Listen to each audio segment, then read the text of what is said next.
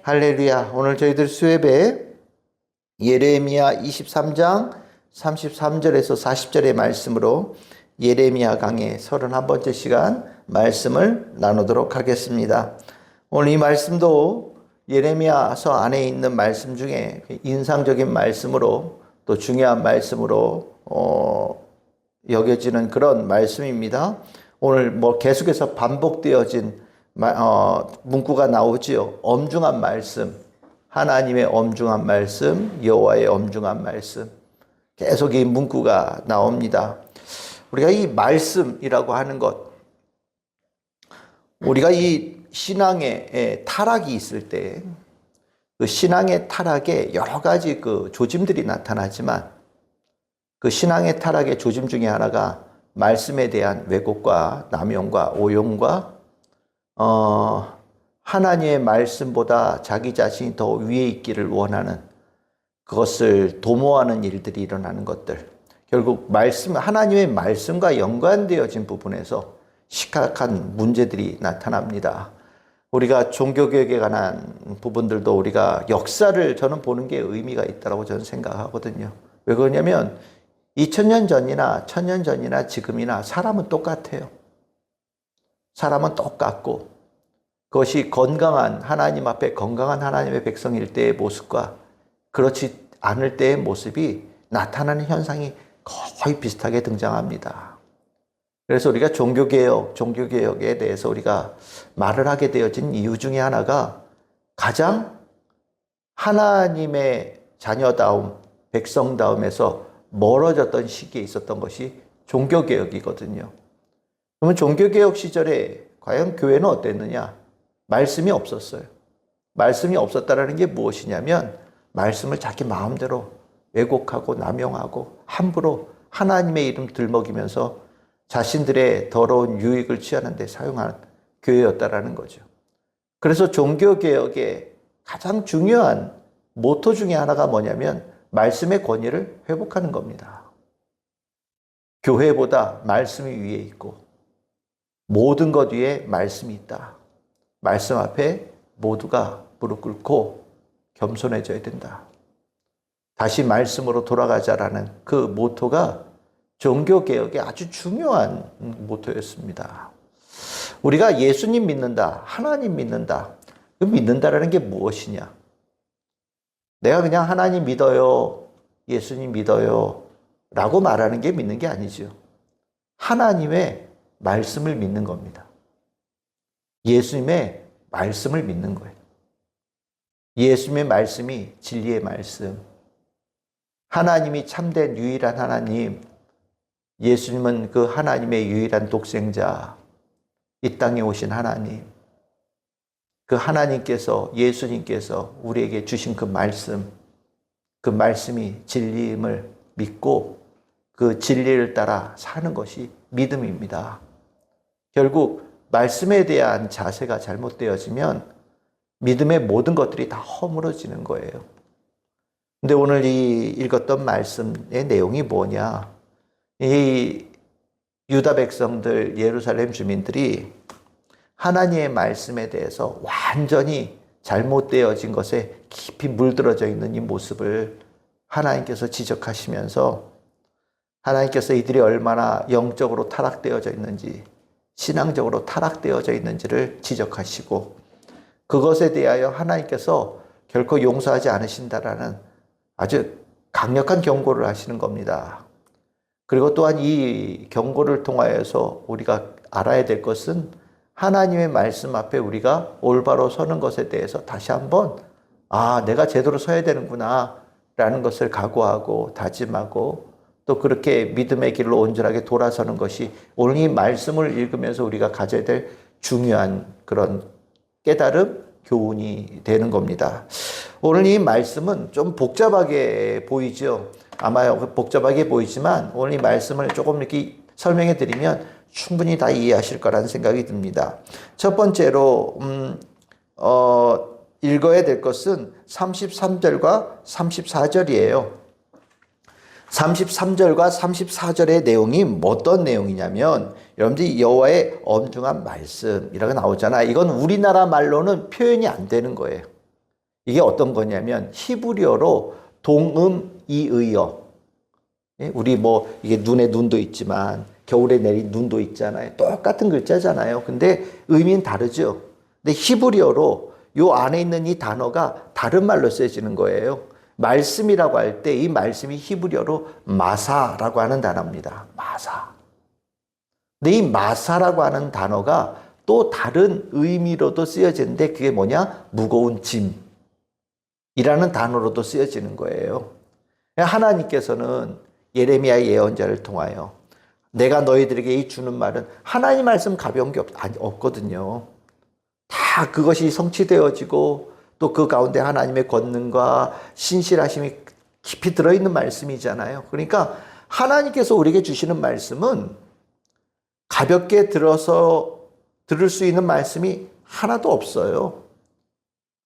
정말로 하나님께서 우리에게 주실 때는 그 말씀 한마디 한마디에 아주 깊은 하나님의 의지와 하나님의 그 뜻과 하나님의 성품과 감정 모든 것들을 다 집어넣어서 가장 깊고 신실한 것으로 우리에게 주시는 거거든요.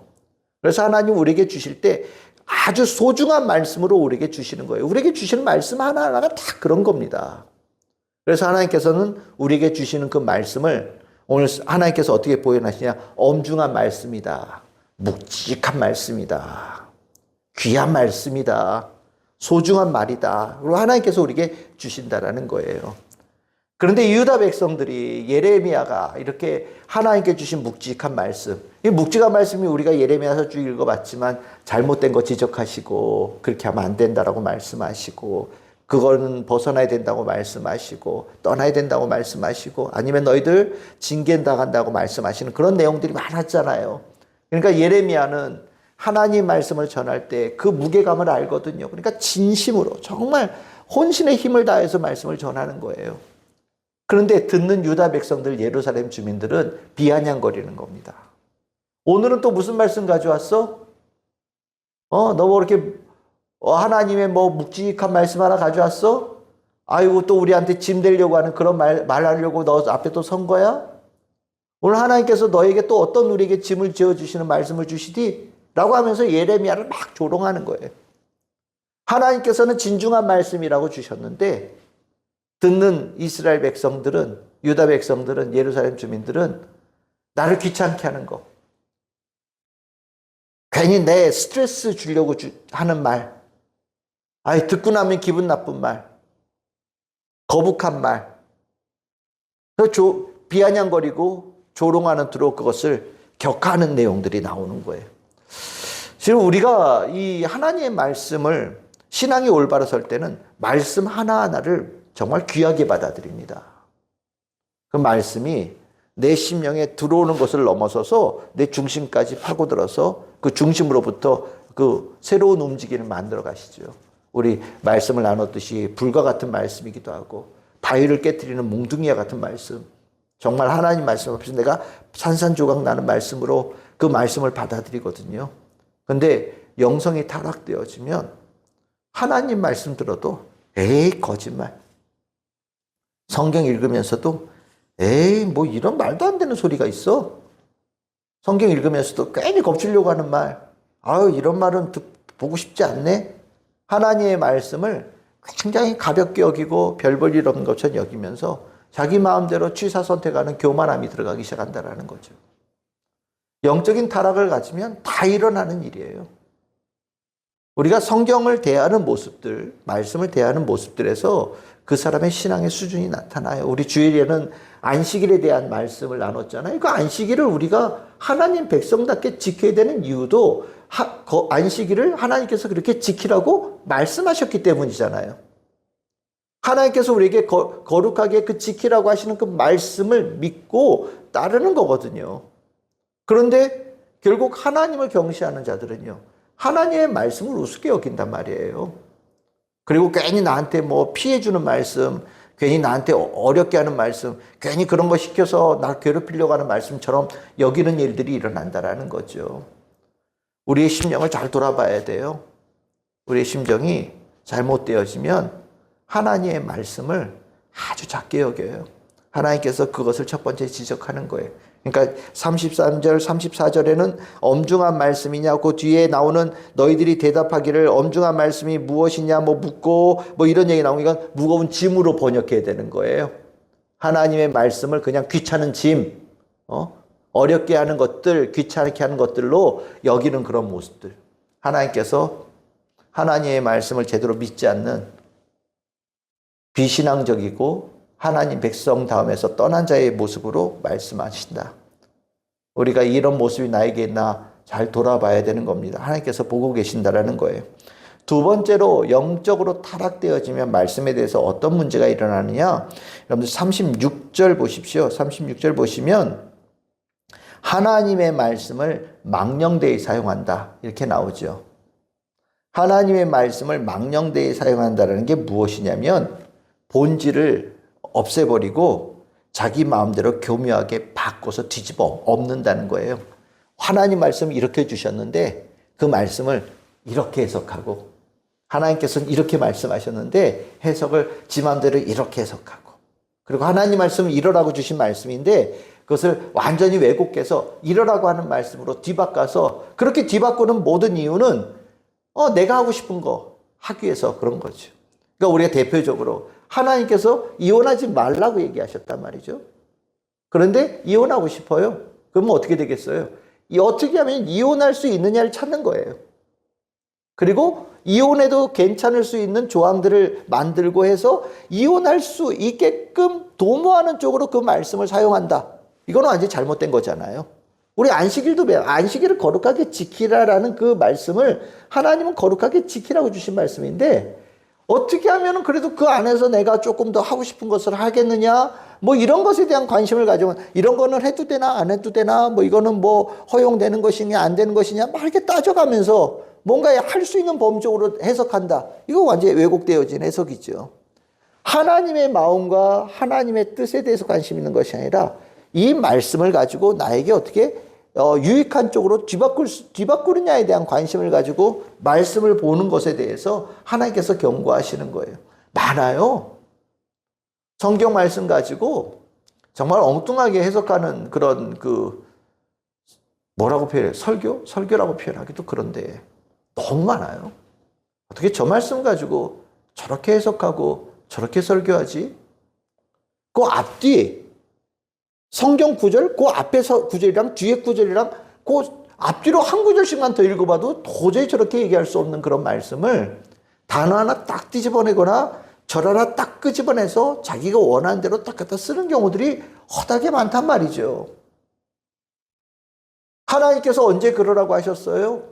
하나님께서 언제 그러지 말라고 하셨어요? 성경에는 이렇게도 있고 저렇게도 있고 그럼 뭐가 내가 나빠요? 물론 성경에는 이렇게 쓰여진 부분들도 있고 이렇게 쓰여진 부분들도 있어요. 근데 잘 보면 그 안에 하나님께서 가지고 계신 뜻이 일치되어진 무언가가 있습니다. 항상. 그럼 우리는 그 뜻에 따라서 순종해 나아가면 되는 건데 안 하고 싶으니까 자꾸 교묘하게 이렇게 얘기하고 이렇게 얘기하고 저렇게 얘기하고 저렇게 얘기하는 거죠. 다 자기 쪽으로 갖다 쓰는 거예요. 근데 이런 것들이 인간의 악한 본성이 끼면 하나님 말씀을 이렇게 써먹는단 말이에요. 우리 종교개혁대에 가보시면 제일 문제됐던 게 뭡니까? 면죄부잖아요. 헌금해서 너의 죄를 사하고 헌금 더해서 돌아가신 분들의 그 연옥에 있는 분들의 영혼을 천국으로 바꾸는 그 일을 해라. 어디 성경에 그런 말이 있습니까? 근데 그것을 당시 유럽 전체를 돌아다니면서 그것으로 모금을 하고 돈벌이를 하고 면죄부를 발행하면서 자신들이 죄를 사할 수 있는 권한이 있는 것처럼 돌아다니니 이 또한 성경 해석의 남용이고 오용이고 왜곡이지요. 인간이 타락되어질 때, 영성이 타락되어질 때 성경 말씀에 왜곡되어진 해석과 오용과 남용이 굉장히 많아집니다. 성경 말씀이 무거운 줄 알면 그렇게 안 써요. 그런데 하나님의 말씀을 내게 필요한 도구쯤으로 사용하다 보니 성경을 이렇게 펴서 내가 하고 싶은 것을 할 수 있는 뒷받침 되어지는 말씀을 찾죠. 그리고 그것 가지고 나는 해도 되고 이렇게 해도 이것도 허용되어지고 그것이 하나님의 뜻이라고 얘기되어지는 일들이 일어난다라는 거예요. 하나님께서는 우리에게 원하시는 모습은 결코 그런 모습은 아닙니다. 우리가 잘 봐야 되는 부분이죠. 세 번째로 이 성경 말씀에 대한 말씀에 그 영성이 왜곡될 때 나오는 모습이 뭐냐? 여러분들 38절 봅시다. 하나님께서 너희들 그러는 것에 대해서 내가 허용하지 않겠다. 그러지 말아라. 라고 하나님께서 분명하게 경고를 하셨다는 거예요. 더 이상 하나님의 이름 들먹이면서 너희들 함부로 사용하는 것을 내가 금지한다.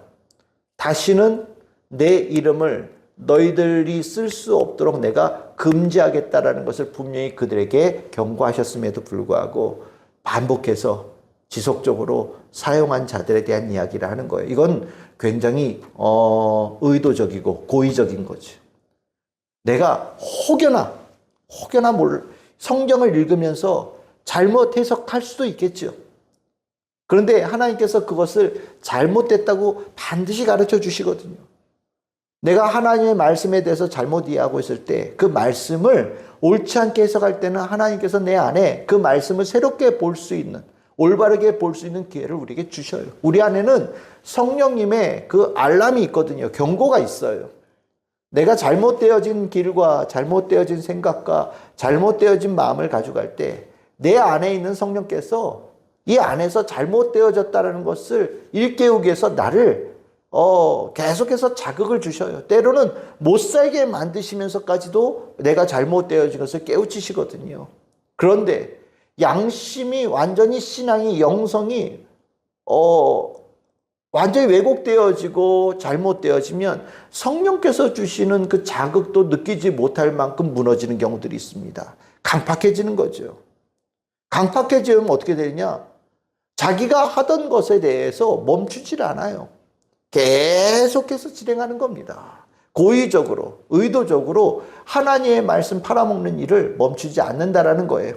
돈이 되니까요. 나에게 유익이 되니까요. 실은 우리는 이런 모습들 많이 봅니다. 우리가 아까 말씀드렸듯이 어떤 여러 가지 자신들이 원하는 것을 위해서 하는 그런 어떤 모임들이 있거든요. 우리는 보통 이걸 예배라고 얘기하는 거 집회라고 얘기를 하죠. 그럼 집회를 왜 하냐? 그 안에 뭔가 이건 좀 이상하다라는 생각되어지는 부분들이 꼭 있을 수 있는데도 불구하고 계속되어지는 이유는 그 안에 유익이 크기 때문입니다. 그런 행사나 그런 집회를 하면서 얻는 유익이 커요.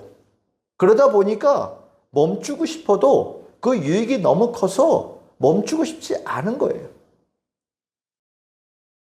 그러다 보니 하나님께서는 분명히 그 부분을 멈추라고 수도 없이 경고하시고 지적하셨음에도 불구하고 의도적으로 하나님께로부터 오는 그 메시지를 끊어버리고 그 자기가 하던 대로 하나님 말씀을 도용해서 자기가 원하는 것을 하는, 그래서 유익을 추구하는 일들이 일어난다라는 거죠. 우리가 하나님 말씀이, 우리가 영성이 잘못되어지고 나면 하나님의 말씀은 완전히 나의 삶의 도구쯤으로 전락되어집니다. 내가 주머니 넣었다 뺐다 하는 내 삶의 먹거리를 만들어주고 때에 따라서는 내가 살 수 있는 생계수단이 되어지는, 나한테 많은 돈과 인기와 명성을 주는 그런 도구로 사용되어져요. 성경 지식이 많아도 실은 그런 경우에 유혹에 빠질 수가 있어요. 내가 알고 있는 성경에 대한 지식만 가지고도 얼마든지 사람들의 원하는 것을 채워줄 수 있거든요. 우리가 영성이 무너지면 그렇게 하나님의 말씀이 나의 위에 있는 존재가 아니라 내 손에 쥐어진 칼과 내 손에 쥐어진 공구쯤으로 변해지는 겁니다. 실은 이거는 굉장히 위험한 일이 되어져요. 그래서 오늘 여기에 하나님께서 이런 하나님 말씀에 대해 잘못되어 하는 이런 모습들에 대해서 하나님께서 심판하시겠다는 말씀이 엄해요. 여러분들 33절 보십시오. 뭐라고 나옵니까? 버린다라고 말씀하셔요. 하나님께서는 중요한 말씀으로 주셨는데 듣는 이들이 뭘로 들었어요? 귀찮은 짐처럼 여긴단 말이에요. 이게 무슨 소리냐? 아주 더 나쁘게 얘기하면 아유 하나도 쓸모없는 쓰레기 같은 말씀이라고 얘기하는 거예요. 뭐 자꾸 주는데 아유 쓸데없는 쓰레기 같은 것만 자꾸 쌓여. 이런 거 왜 또 가져와? 이렇게 대한다는 거거든요. 그러니까 하나님께서 뭐라고 그러시냐? 내가 너희들에게 준 이 엄중한 말씀을 쓰레기처럼 취급해? 쓸모없는 것처럼 취급해? 내가 너희들을 쓰레기처럼 버리겠다라고 말씀하시는 거예요. 하나님 말씀을 소중하게 여기는 자가 하나님의 백성이에요. 하나님의 말씀을 소중하게 여기지 않으면 그는 하나님의 백성이 아닙니다. 더 이상 하나님의 백성이라고 얘기할 수 없어요. 그럼 하나님께서 어떻게 했냐? 그를 버리신다라고 얘기를 해요. 무서운 말씀이죠. 관계가 완전히 끊어진다라는 겁니다. 거의 비슷한 말씀들이 뒤에도 계속해서 나와요. 36절 보십시오. 하나님 말씀 막 망령되이 일컫고 사용하면 오용하고 남용하면 어떻게 하시냐? 중벌이 되겠다. 자기들이 그 하나님 말씀을 왜곡시킨 것 그대로 그 사람에게 다 뒤집어 엎어 씌우겠다. 그것이 그에게 그대로 돌아가게 만들겠다. 진리를 왜곡했으니, 하나님의 말씀을 거꾸로 사용했으니, 하나님의 영원한 생명의 말씀을 죽이는 데 사용했으니 그 벌을 그대로 그들에게 내려 붓겠다라는 게 하나님의 말씀이에요. 이것도 무서운 말씀이죠. 그리고 아까 하지 말라고 분명히 말씀하셨는데도 불구하고 자기의 유익을 해서 계속해서 진행하는 사람들에 대해서 하나님이 어떻게 하시느냐? 여러분들 39절 보십시오. 내가 잊어버리겠다. 잊어버리겠다라는 거는 하나님과 그들과 맺었던 모든 언약의 관계를 더 이상 유지하지 않겠다. 끊어버리겠다라는 거예요. 남남이죠. 아니 남남인 걸 넘어서서 하나님과 하나님 백성 사이의 모든 관계가 끊어지고 하나님의 심판받을 대상으로 전락되어지는 완전히 다른 정체성을 갖게 되는 걸 얘기하는 것이고, 하나님께서 이들에게 주었던 모든 은혜, 모든 축복들, 모든 것들을 다 회수해 가신다라고 말씀하셔요. 이것이 다 무엇과 연결되어지느냐? 하나님의 말씀에 대해서 잘못 대하는 자들에게 하나님께서 이렇게 징계하시겠다는 아주 중요한 엄중한 말씀이거든요. 우리가 이 하나님의 말씀을 대함에 있어서 정말 우리는 하나님 말씀 하나하나를 정말 소중하게 여기고 또 신중하게 대해야 될 필요가 있어요. 우리가 요즘 들어서 성경 말씀 위에 자기를 놓기를 원하는 많은 소위 자기가 특별한 은사를 받았다고 하는 분들이 계시거든요. 이분들의 특징은 성경 안 봐요. 성경 얘기 안 합니다. 그럼 뭘 하느냐? 오늘 하나님께서 나에게 이렇게 말씀하셨습니다. 많이 들어보셨습니까? 이런 말씀? 오늘 이 자리에 하나님 성령께서 나에게 이렇게 말씀하십니다. 이게 무엇을 의미하는지 아시겠습니까? 이 성경 말씀 구닥다리 같은 말씀보다 나에게 오늘 그것을 넘어서는 직통 계시가 나에게 오고 있다라는 거예요. 이 성경 말씀, 이 옛날 말씀, 이거 말씀하고는 비교할 수 없는 살아있는 말씀, 생생한 말씀, 훨씬 더 권위 있는 말씀, 오늘 훨씬 더 능력 있는 말씀이 나에게 직통으로 나에게 오고 있다라고 얘기하는 거예요. 이게 뭘 얘기하느냐? 내가 특별한 존재라는 거죠. 특별한 존재라는 거예요. 저기 저 목사들은 다 하발이고 내가 저들하고는 비교할 수 없을 만큼 이렇게 높은 자다라는 거를 그런 식으로 표현하고 그것을 통해서 증명하고, 그런 사람들끼리 서로 당신은 참된 사도입니다. 진짜 저 일반 목사와 다른 당신은 성경에서 말하는 사도와 같은 사람입니다라고 얘기하는 그런 사람들이 요즘에 쭉 돌아다니고 있어요. 이거를 신사도라고 그래요. 이단입니다. 근데 생각보다 교회 내에 많이 들어와 있어요. 저는 그런 현상을 보면서 물론 그들에게 하나님께서 말씀하시는 부분이 혹시나 있을 수는 있겠지만 이런 것들이 유행이 되어진다라고 하는 것은 결국에는 우리의 영성에 뭔가 심각한 타락이 오고 있다라는 신호입니다. 종교개혁이 있었을 때는, 종교개혁이 있었던 그 시절에는 그런 거 없었어요. 오히려 종교개혁 이전에 캐톨릭 교회 안에서 그런 모습들이 너무 많았는데 종교개혁 이후의 교회는 오직 성경 말씀에 근거해서 말씀을 가르쳤어요. 그것이 우리 개신교의 시작이죠. 근데 어느 날부턴가 동계시와 같은 그런 부분들이 훨씬 더 다시 신선하고 훨씬 더 중요한 것처럼 여겨지고 받아들여지는 이 모습들이 어떻게 보기에 따라서는 훨씬 더 영성이 깊고 훨씬 더 뛰어나고 말씀에 깊이 물들어져 있는 신앙생활인 것처럼 보일지 모르지만 역사를 오면서 이미 수도 없이 반복되어져 왔던 타락의 모습이라는 걸 우리가 알아야 되는 거예요. 신앙은 철저하게 말씀에 기반되어져 있어요. 아까 믿음이 뭐라고 그랬습니까? 하나님의 말씀을 믿는 거예요. 예수님의 말씀을 믿는 거예요. 하나님의 말씀과 예수님의 말씀은 성경 안에 있습니다.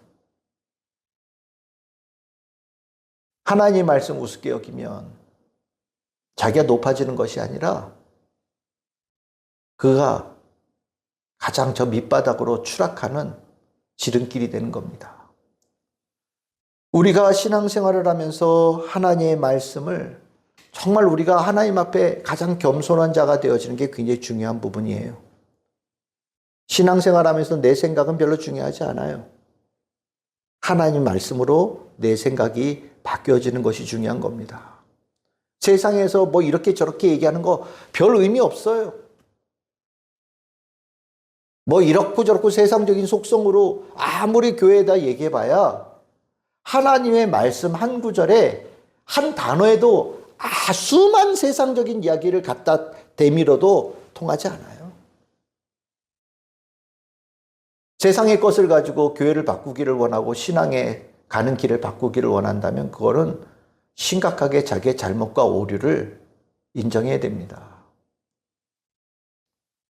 그리고 우리의 말씀은 하나님의 말씀이라는 걸 분명히 알고 내 마음대로 하나님 말씀 사용하겠다라는 생각을 버려야 되는 거예요. 하나님의 말씀에 내가 이끌림을 당하는 거지. 내가 하나님의 말씀을 내 손에 쥐고 함부로 부리는 것이 아니라는 것을 반드시 우리는 늘 언제나 주님께서 우리를 부르실 때까지 명심해야 됩니다. 그리고 하나님의 말씀이 다시 제자리에 올라갈 수 있도록 그 엄중함, 그 존귀함 자리에 우리가 그 하나의 말씀을 올려드릴 수 있도록 우리의 신앙의 이 여정을 잘 관리해야 돼요. 자꾸 우리가 위에 올라서고 싶은 욕망들이 있거든요. 내가 하나님 말씀보다 더 위에 있고 싶은 욕망을 가지고 있어요. 인간이 가지고 있는 타락되어진 욕망이에요. 근데 우리는 의도적으로 나를 낮추고 하나님의 말씀을 위에다 올려놓는 이 신앙의 여정을 계속해서 우리는 마음속에 가지고 견지하고 신앙생활을 해야 되는 겁니다. 이것이 우리가 신앙의 건강함을 유지하는 굉장히 중요한 자세예요. 오늘 하나님은 이 말씀을 통하여서 예레미야를 통해서 우리에게 그렇게 하라고 말씀하신 거예요. 말씀 앞에 무릎 꿇고 말씀 앞에 겸손하고 말씀을 내 앞에 두고 말씀에 이끌림을 받는 자, 그 말씀을 믿고 따름을 믿음으로 하는 성도들이 되기를 바라고 그러한 성도들을 하나님께서 얼마나 기뻐하시고 귀하게 여기시는지를 우리 성도님들이 심령에 깊이 새기시기를 바라고 우리 참 즐거운 교회가 하나님의 말씀 앞에 가장 올바르게 세워져 가는 참된 교회 공동체가 되어지기를 간절히 소망합니다. 주님의 이름으로 축복합니다.